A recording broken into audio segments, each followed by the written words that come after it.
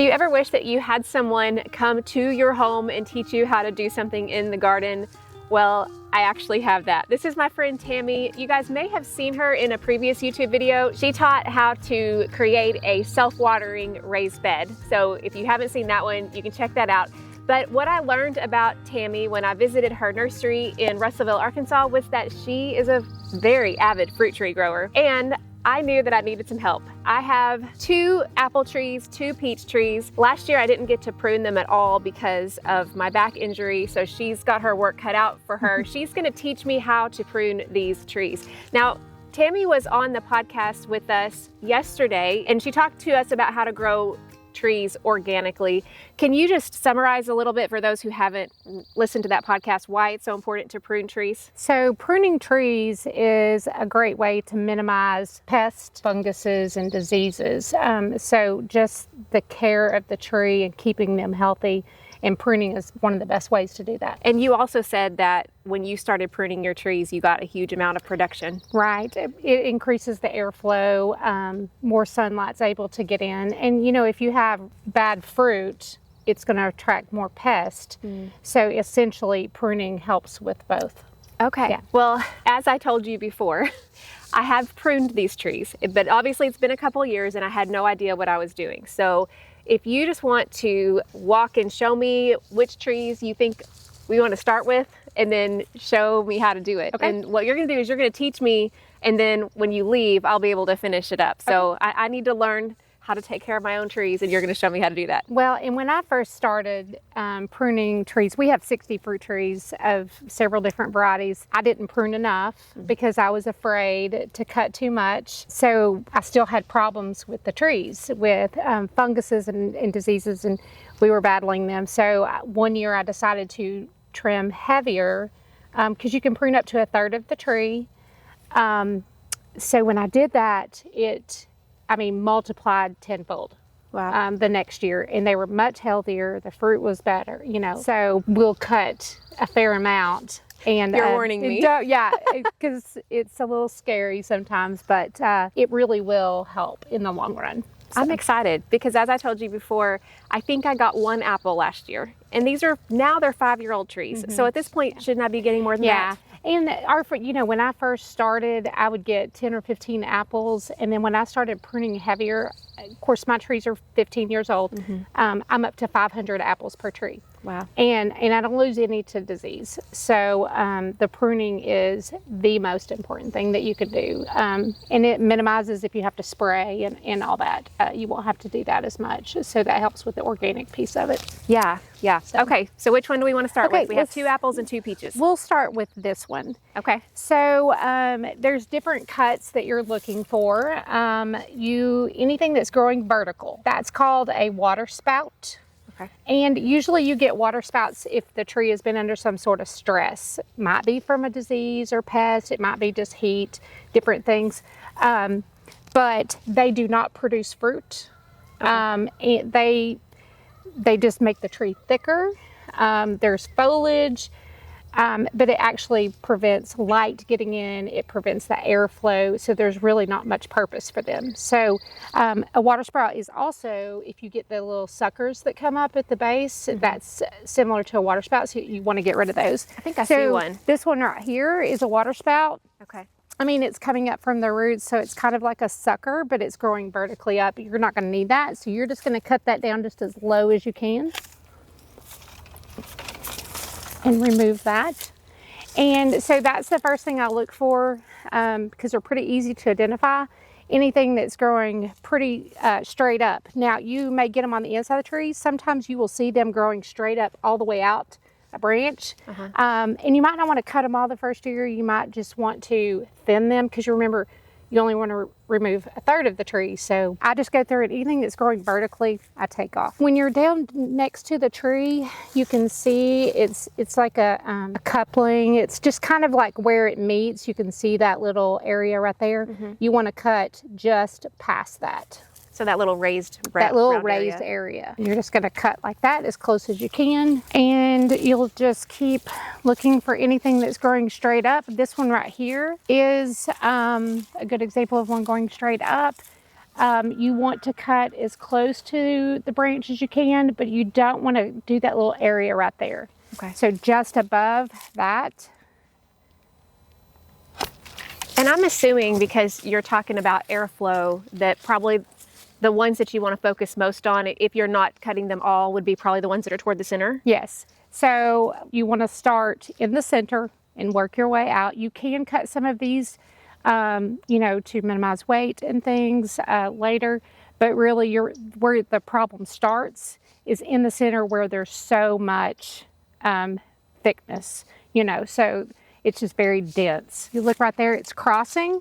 Yes. Do you see how it's crossing over the other? So that's another set that you want to cut, anything that crosses. Basically, you're wanting all your branches to go out, Okay. not straight up, not down. So, but anytime you see anything crossing, straight up. So a branch that's heading toward the center, You're that's gonna not the direction you want it to go? Nope. Okay. Yep. And I'll show you one of those. Like this one right here is one going in the center. See how it's going to the center of the tree? And so basically and there's different styles depending on the growth of the tree. Like some just have one trunk, and so you can't really create a bowl as easily. Ones like this that have multiple coming out, you want that sun to get to the center. You want it to be able to dry it out, because the moisture that's on the leaves and on the trunk, especially in our humid area, is what causes those diseases. Okay. So I'm going to take this one. And then this one right here that's going towards the center, we're going to take that. Now this branch right here looks like it's possibly dead. Yeah. I'm going to take that one off just because anything that looks damaged or dead, you should take that off. And I'm going to get just as close as I can. And sometimes it's easier to, you know, use the little small hand trimmers. Yeah. Because if it's real thick, it's hard to get inside the tree. So another one, see how this one is going back towards. So I would take, it's also looks like maybe wind damage. Okay. So it's kind of bent, but it's going back that direction. And you were able to see that other one was dead because the bark is darker. And then I just noticed that towards the top, it looked like there were cracks in the bark. Okay. And so you could tell it was just drier. The bark didn't look as healthy as this. Okay. So here you've got one going back towards. This one's not, but they're crossing. So if I had to choose, I'm going to choose the one that's facing out. Oh, really? So this one's facing it now. That's the one you want to keep? I would keep this that one. Okay. But also it's going to cross here. So I'm probably going to take both of these. Okay. And it's really, you're just training it to go the way you want. And it's better when you start, even so like some of this little stuff you can take off, just because every bit of energy is going to go to all these branches. And then you're going to have smaller fruit. Okay. I mean, so some of it is just thinning it out too, besides the preventing diseases and things like that for the airflow and the sun. I mean, some of it is too, is you just don't need all this weight. So see how this one's going back, kind of back. I know it's going this way, but it's going to cross over. It's kind of going back in, but it's going towards this branch. It's going to cross over at some point. Now, sometimes you can get spreaders, these little things that can go in between the branches, and you can train it to go back the way you want. Okay. But you know, you have to do that when it's younger. When you have a tree that has a lot of branches like this anyway, I would just cut those. Okay. This one goes this way and then starts growing back, so I'd probably take it. And it's really not a wrong way. You just look at, you want your tree to come out, you want lots of airflow. So I start going through there and looking for anything that's going straight up or anything that's crossing. Sometimes you have multiple crossings. So you have to figure out, okay, which one do I want to keep? You want to cut a little bit of an angle, and that's just so water, if you cut straight, you know, you can get water to build up there, you know, so doing it at an angle allows the water to drain off. Now, this one is growing into that. This one has kind of a odd shape to it. I've read that they consider it like a deformity or whatever. So I probably would leave this one, take this one off. Okay. Because since this one's angling down, when you start getting a fruit, it's gonna pull on it. And so since it's already bowing down, I would probably keep this one, take that one. Okay. And you can take it, you can already tell it looks like there was a cut there at some point and healed in like another little growth area, you can either take it there or you can take it here. I would probably just take it all the way down, because if you cut here, you're gonna have growth again. Yeah. You can also, if you don't want it to get so long, far out, you can make a cut on the end, and it will cause it to branch out there, and wherever you cut it, sometimes will cause growth out, you know, a couple extra branches out, and so it'll let it be a little bit bushier versus these long. It's just called a heading cut, I think is what they call it. I do that now that my trees are huge, because I have walkway, where we can drive our cars through it, and they've gotten so large that I do take the ends off so that it won't keep going out that far. I don't think it's something you have to do right now, but at some point you can do those heading cuts. And that's more to shape it. That doesn't necessarily affect fruit production? No, it can actually produce extra branches for more production. But you may not want that really. But it's really just shaping it and keeping it contained in the size that you want. You really want to open it up so that the air can go through, sun can come down, because drying up any moisture that you get on a tree is what's going to prevent those funguses. So the same, you noted that my other apple tree has that central leader. Yeah. But basically the same concepts, or is it a little different? It's basically the same. You know, you're not going to have the opening in the middle, but anything growing straight up, like these sprouts, you're going to take these off. And that's all pretty new growth. But you want to take those off. They serve no purpose except actually just draining the tree a little bit more. You can do that heading, where they cut the top, and it will kind of keep it more of a dwarf. It won't go up, it'll make it go out. And a lot of times it's more manageable for picking and things like that. So up there, I would have to get a ladder to harvest. Right, but if you take that main one and trim it back, cut it back some, then it will keep the size down somewhat. This right here is a sprout. I would probably take this entire branch right here. Because there's not really anything else growing out of it.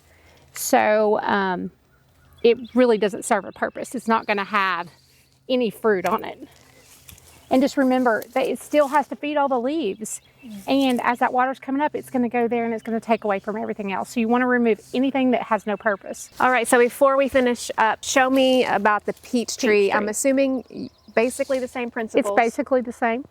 So, but this one, it's already kind of growing in sort of a bowl shape. So I would say it'd be pretty easy to figure it out, except like we've got this one that's kind of going in, but it's going out. So what would you do with that? So on the peach tree, I would take out, this one's probably okay. I would take this out and kind of anything on the inside that's going back this way. All those little things, just cutting all of these right here that are on the inside coming this direction. But you'd leave this big one? I would leave this big one. And just take off some of these small ones right here on the inside of the branch. All these little branches, I would take those off, because they're just taking away from the tree's production. So then more energy can go to your fruit. Yeah. So I would clean all those off. Okay, so one last question. You're here, it's February 20th. And these are just starting to swell. Did we catch this at the right time? I know you and I scheduled this based on our schedule, but is this the right time to trim? I always prune our fruit trees in February. And we do apple, peach, pear. I do have some mulberry and some other plums, but not very many of those. But the ones I have the bulk, I do now. I think you can prune some after production in the summer, but I've never done that. So a lot of our fruit is not ready until fall. Like apples and stuff, so you couldn't do the summer pruning. And it may depend on where you're from, if you do it in the summer or not. I know that I only do it in December. I think you can do it in the fall, but you need to do it while it's dormant.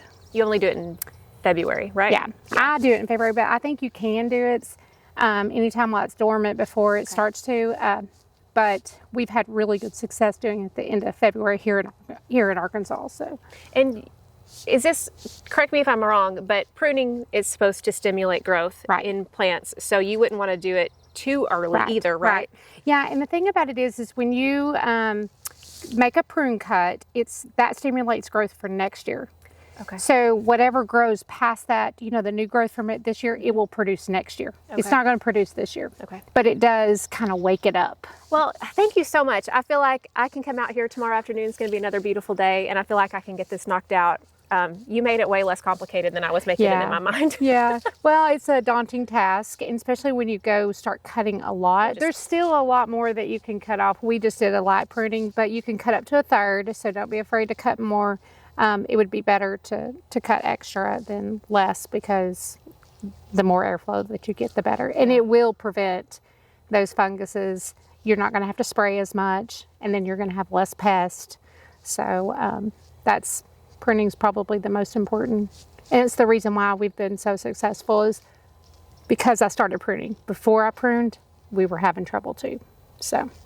That's so good to hear. And for those of you guys who are interested in more tips on how to grow fruit trees organically, listen to the podcast that we just posted yesterday, either on YouTube or if you listen on the go, the Beginner's Garden podcast, wherever you listen to podcasts. But I mean, you specifically mentioned pruning being a big deal. I didn't know when we were going into that podcast that that's what you would be talking to me about, but that was one of the big keys, which gives me hope, especially with all the diseases and pests that we deal with here in Arkansas. But I know that we're not the only ones that have this. So no matter where you're growing from, I think you'll be able to find a lot from what she Well, heat and humidity is the biggest problem. So if you can provide a structure that allows some drying out, then you won't have as much trouble with that.